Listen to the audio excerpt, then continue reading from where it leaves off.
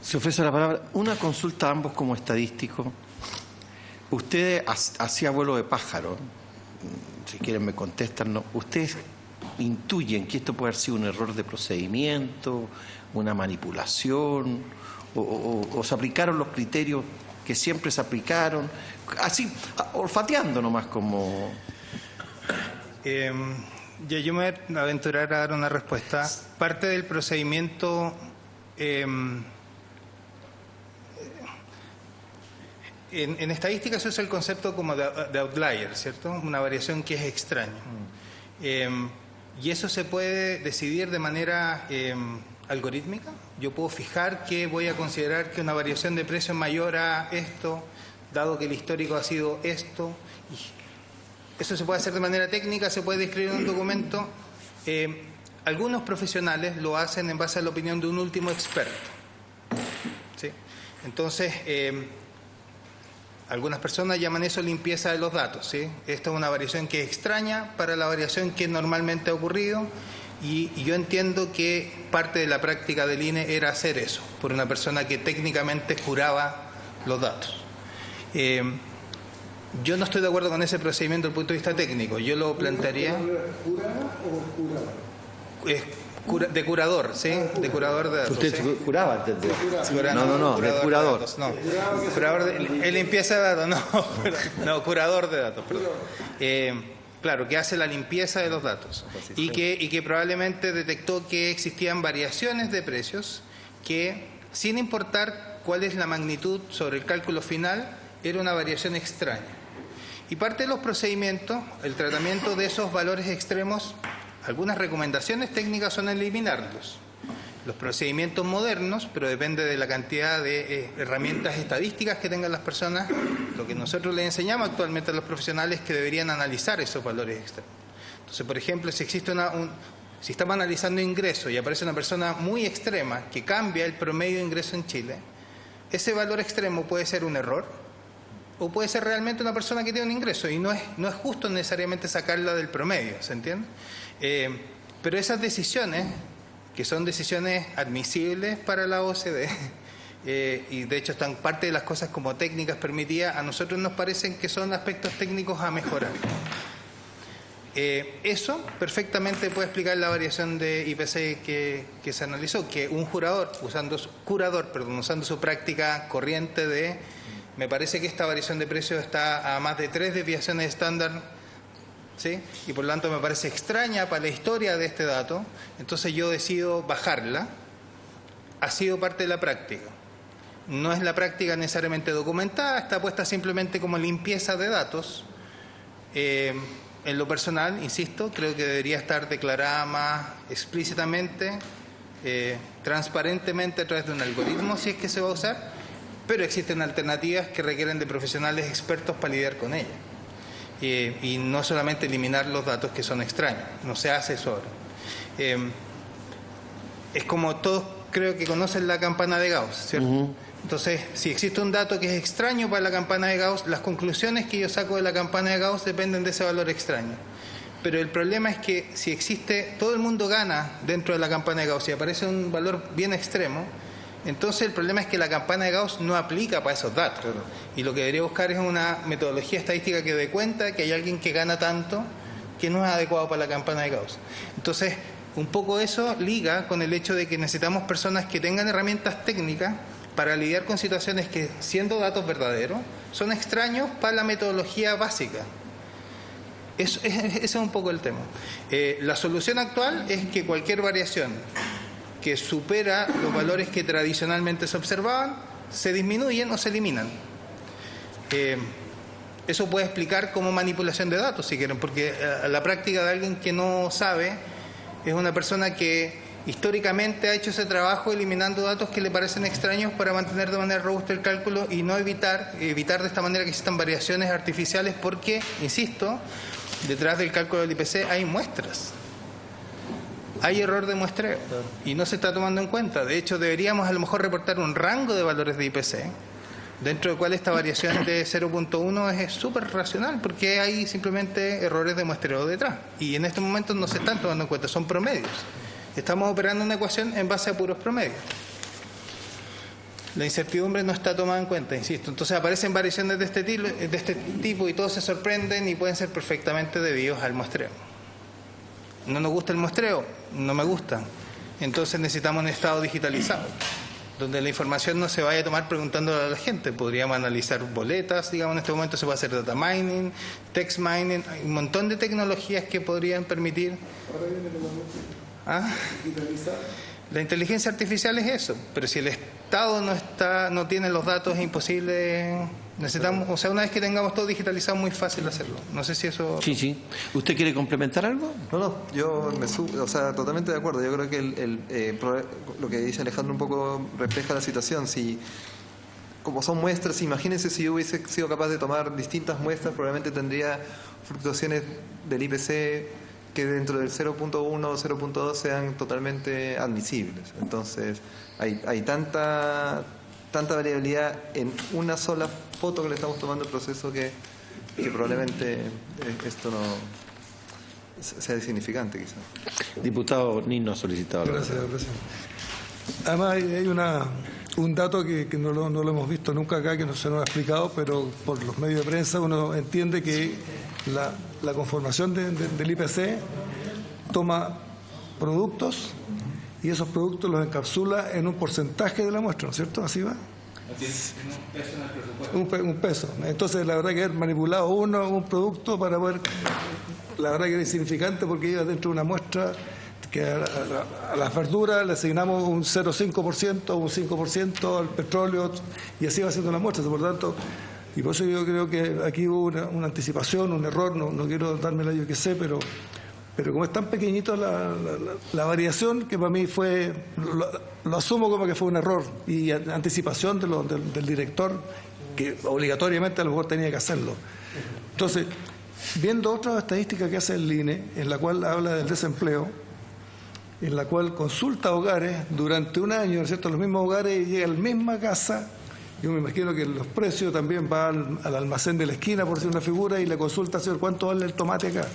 Y siempre va ahí, y por tanto esa muestra, algún inspector debiera, ¿no es cierto?, llamar, llegó el inspector, ¿qué valor le dio a usted? Y lo corrobora bajo ese concepto. Me imagino que funciona así.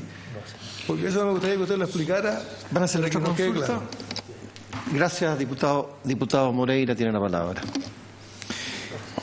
Mi pregunta es la siguiente. Por lo que yo he escuchado de los expositores, y principalmente hoy día, todos están de acuerdo que quizás en la metodología que se está usando ahora no viene con los tiempos, ¿no es cierto?, la modernización de la tecnología, de poder sacar mejores cálculos. Eso puede significar la variación que hubo, que fue marginal en este caso, que quizás esa misma variación por no tomarse bien las muestras, no hacerse bien, también se pudo haber dado en el pasado. Sí. O sea, finalmente, para que conteste el diputado Pérez. Sí, algo cortito. Muchas gracias, señor presidente, por su intermedio. Saludar a los especialistas académicos que tenemos hoy día acá de nuestras universidades. Aprovechando justamente la situación de ustedes que son estudiosos en este tipo de materias, en cuanto a la metodología que hoy día está aplicando el Instituto Nacional de Estadística en la determinación del IPC, ¿qué comentario pueden hacer ustedes en relación a otros países de América o de la OCDE, entonces, en torno a la determinación de la canasta y toda la metodología que se usa para la determinación del IPC, que ha estado un poquito cuestionado, pero por la información que hemos estado recogiendo, aparentemente no hubo nada malévolo al interior en torno a la determinación, ¿no es cierto?, de que es objeto esta comisión. Pero sí, quizás ustedes nos podían un poquito culturizar un poquito más en torno a cómo está Chile en relación a otros países en justamente la determinación del índice de precio del consumidor. Don Alejandro tiene la palabra y después, si don Mauricio quiere complementar algo, también. Don Alejandro. A ver, si uno lee el manual que describe el cálculo, la verdad es que nuestra forma de cálculo es admisible en las recomendaciones de la OECD, ¿sí? Ahora, hay una distancia bastante sideral entre lo que es admisible por la OECD y lo que se puede hacer técnicamente en Chile. Eso lo voy a ligar con su pregunta. Efectivamente, pueden haber existido variaciones mucho más grandes en el pasado, pero ustedes no vieron el resultado final y lo que se comunicó es después de que se curaron los datos y es el resultado que se publicó. ¿Sí? Ahora, yo no soy un experto en cálculo de INE, yo soy un investigador en estadística.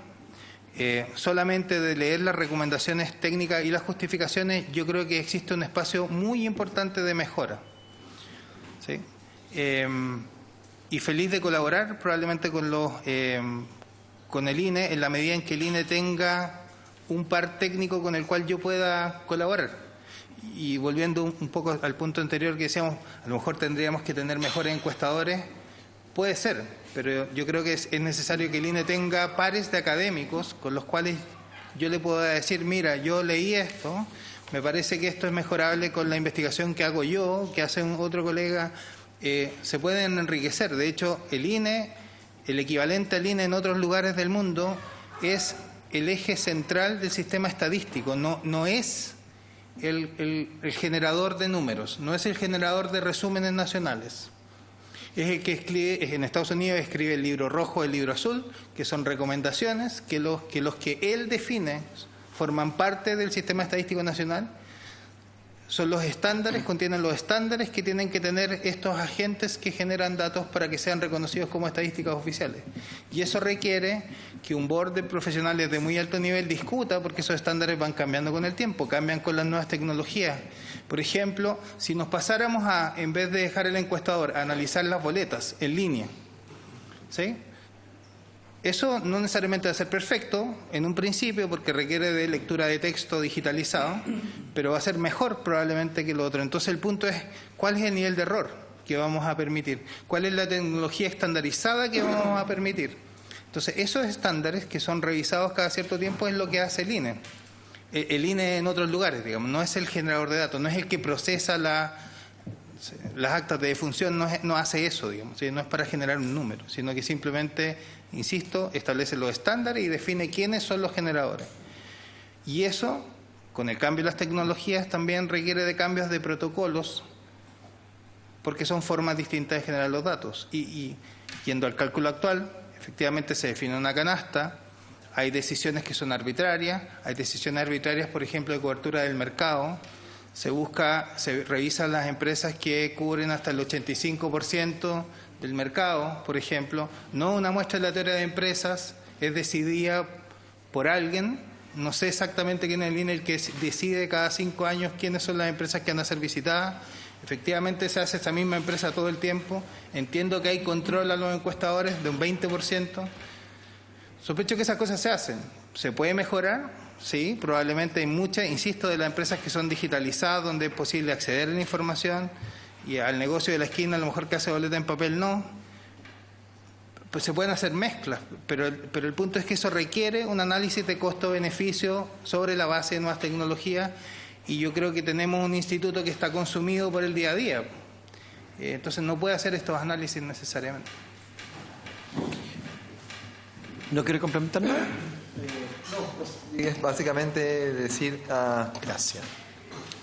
Yo hace tiempo atrás, por ejemplo, tomando un poco el ejemplo de esta situación con el INE y cómo se hace en otros países, me tocó, dado una entrevista que me hicieron en la universidad, comentar un poco cómo se hacen los censos en otras partes del mundo. Y hay un montón de literatura relacionada a cómo hacer un censo.